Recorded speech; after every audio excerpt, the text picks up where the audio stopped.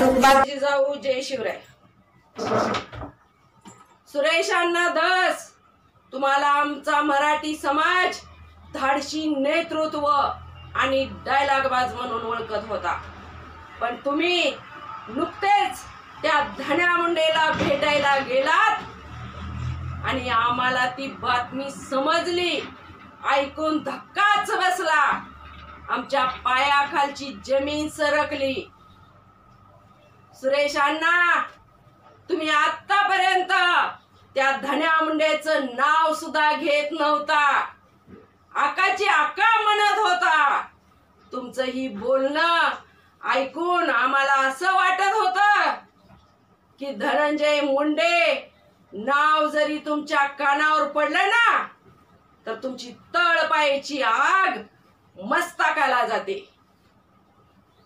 मग आता काय आभाळ कोसळलं काय म्हणून तुम्ही त्या धनंजय मुंडेला भेटायला गेलात का? कुणी ईडी सीबीआयच्या धाडीची धमकी दिली?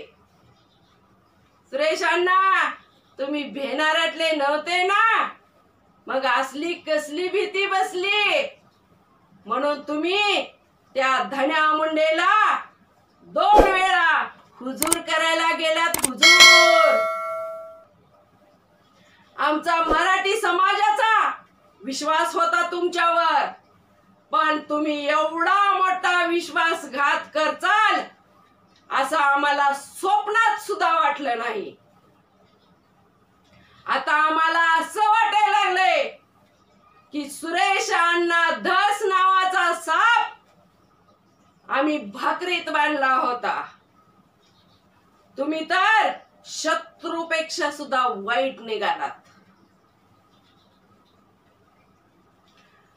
आमच्या मराठी समाजानं तुमच्यावर विश्वास ठेवला होता, पण तुमचीच झोळी राजकारणी निघाली।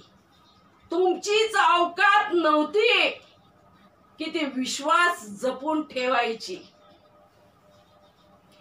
संतोष भैया देशमुख यांच्या कुटुंबाला न्याय मिळवून द्यायचा सोडून मेलेल्या संतोष भैया देशमुख यांच्या टाळूवरच लोणी खात बसलात। शेवटी राजकारणाचा रंग दाखवलाच म्हणायचं। निस्वार्थी नेतृत्व करावं ते फक्त संघर्षयुद्ध सन्माननीय मनोज दादानीच। एक मराठा कोटी मराठा।